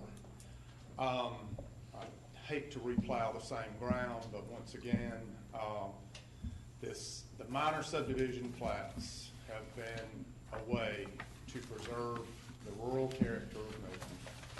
It's a minimum of 3 lots. The more that we pile on the rules and regs, the less of the 3 lot, 2 acre, 4 acre we get, and everything just gets boxed into a major subdivision with 1 acre minimum, or when it goes to a major subdivision, it always ends up being yield as the driving factor. So the less restrictive we can make the minor subdivision plat, I think the better in the long term as far as preservation of large lots and the rural character. We typically don't run across a lot of problems with the rural viewshed in minors. And I guess to quote someone earlier, I think we're seeking a problem a solution that we don't even need to really spend a whole lot of time on. I do understand, that we want to preserve the frontage, the field, but the minors, 99.9% of the time, the houses front the existing street. We're not looking at the buffer zones and the berms and all that we get with major subdivisions. So I wish we would just spend most of our time controlling the rural viewshed on our major subdivisions and not really on the minor, because like I say, 99.9% of the time the houses are fronting on the street. You're dealing with a yard situation and preservation of trees that's typically essential. Thank you once again for your time. Okay, thank you. Any other public comments, Sudie? That's all, sir. Okay. All right, we'll open up. Kathy? Yes, thank you. Mr. Mayor, we were asked to bring this issue back to you all for your consideration. By way of background, as you know, when we when you pass the rural viewshed requirements, you made those requirements only for major subdivisions. Minor plats and single family were deleted from that requirement. And so what we have in front of you for you to review is a map, and it's the best we could do based on our data in terms of the fact that we don't show anything smaller than 10 acres, and 10 acres are showed in orange. And what we wanted to do at least was to bring this map before you to show you at least how many 10-acre parcels of land are still available within the city for development that could end up being minor plats. I wish I had a 5-acre delineation to show you, but I don't. So the best I could do is the 10-acre. But I think it gives you a sense of what is still within the city that's undeveloped, and that does represent 437 parcels. Okay. And so with that, Any council questions or feedback on it? Bill? Rick had it. No, I think he was just. Go ahead, Bill. Kathy, you and I talked about this a couple weeks ago, and we did leave it out of the text amendments. And I understand the smaller parcels, 5, 10 acres, and the impact that they would have on the open roads out here. And you look at practically any of the roads out here, and there are several of them up and down that have anywhere from 20, well, let's see, there's 508 of them that are less than 20 acres.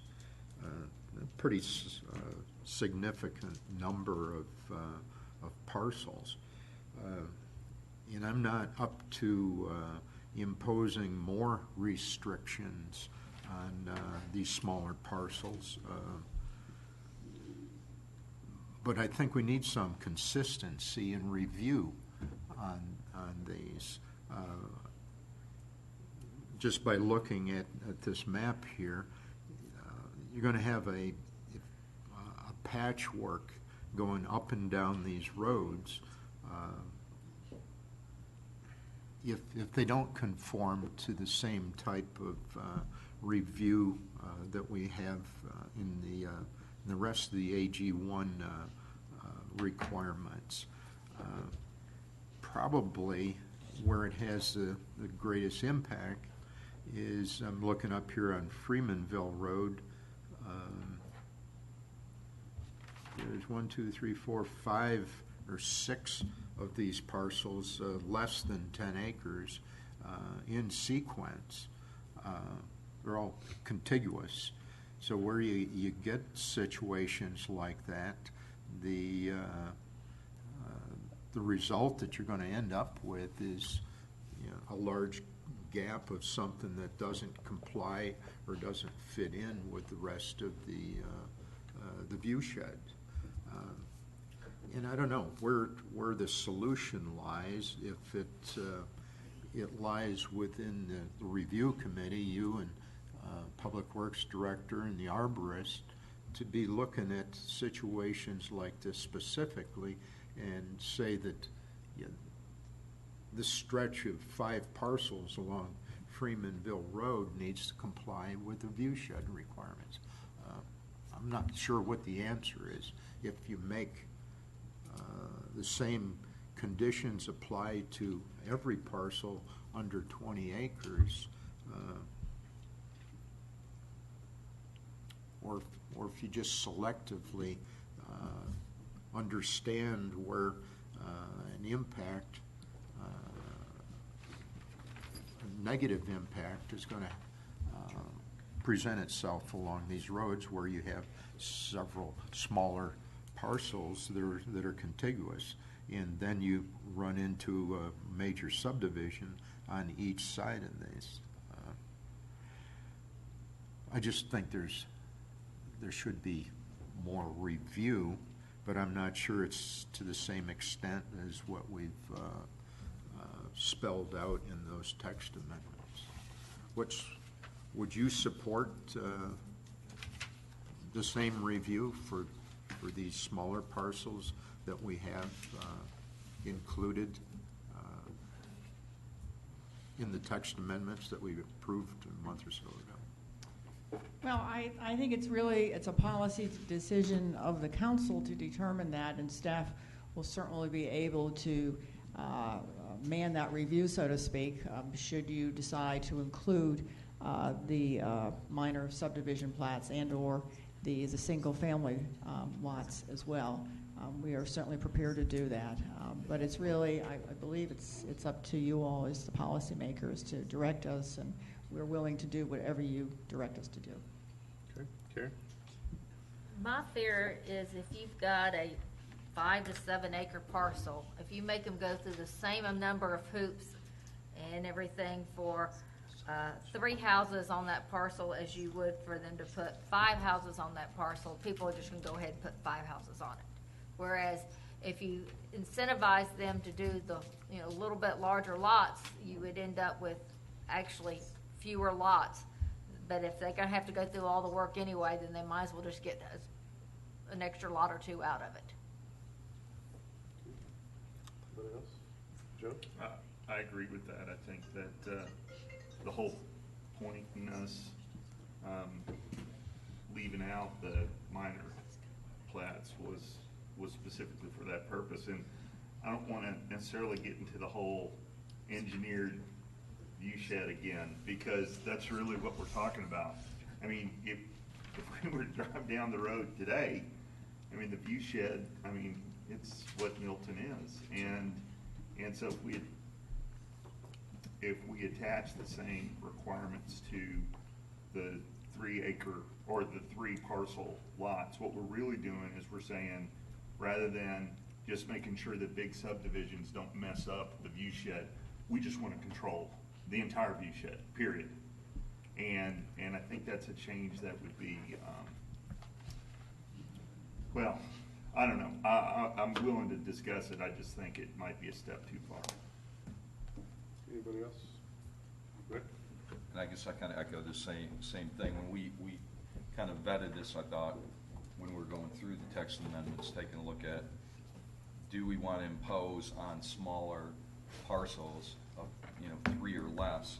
Do we want to make them have a forced view shed? You could even have a 1.5 acre thing, and then now you're trying to say exactly, depending on how the soil perks, where you can position your house, where the septic system goes, because we aren't going to allow. I just think I'd prefer that we keep it similar to the way we actually worked on the text amendments. I know I'd asked to see the map. Could we get a bigger map that actually shows us where we can see what actually is touching road front of these different parcels? We do have that, and we'll be happy to do it. Okay, if I could just get, to me, trying to make decisions in general is hard, but I think once you get down into the detail and you see really, okay, what parcels are we talking about that could be impacted by any decisions we make, I think that helps me actually make a more informed decision. Certainly. We'll make that available to you, sir. Okay, thank you. Bill? Going back to the map here, and I think there are a lot of opportunities for development here to combine several 10-acre lots in a row along a view shed. So you could have frontage along these roads that might be the same frontage as the subdivision next to it. I'm looking at Taylor Road here, and there's several of them that are contiguous. There's 4 of them less than 10 acres, and there's one between 10 and 20 acres, all in a row. So it's situations like that that have that capability of consuming large sections of the roadway. So maybe it's that we identify those possibilities where you can have such an impact like that. Can I take that one step forward? But I asked the question, I think this would kind of naturally police itself in the sense that if you had parcels and someone combined the parcels and they had more than 3 lots, it's going to kick it out of the intended, it would go back to the requirements of the larger. Yeah, you're right. And again, no one's going to, if there's, say, 3 or 4 5-acre parcels and they didn't combine them and they developed 3 lots in each one, it doesn't make sense for somebody to have 3 separate entrances for each parcel too. They would, I think that would self-monitor. Is that? Yeah, because it would be very hard to look at them collectively in terms of when they were going to develop their timeline and how we should combine them or not. I mean, you really have to look at them individually, and you have to look at them by their size, and that's what we're using is that size, whether it's a minor or major.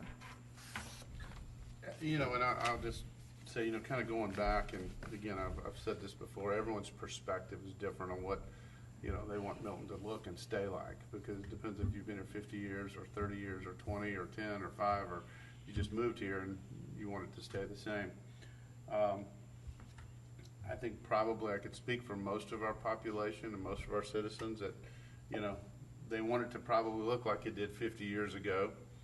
I believe we made these requirements with the view shed for the new subdivisions that come in, because that's what people don't want to see, even though 99% of our population lives in a new subdivision or a subdivision, but they don't want to see new ones. So to me, by giving some leeway with a minor plat, which would help promote someone that either owns or developing a home, to develop it more like larger lots and more like it used to be, more what the rural feel we've got. I probably have a different perspective than probably the council, because I feel safe saying 10-1 in meetings that I have, and that folks come in here to the city and want to develop a piece of property and maybe 2 homes, 3 homes, or whatever, a minor subdivision, and all of a sudden you start getting rules and regulations, and then they just throw their hands up and say, you know what, no, it's not worth it. We'll just develop it to the maximum number of lots to offset the cost. So, again, we're just talking about minor subdivisions, which are three homes or lots. Again, I think we need to incentivize that as much as possible, because that's what I believe that the 95% of the rest of the population that live in maybe a 1-acre subdivision want to see. If that makes any sense. Great. I'll leave it at that. Do we have any direction that you guys are seeing? Anybody else? Good argument. Okay. Thank you. We can move on to our next, and if we have any public comment.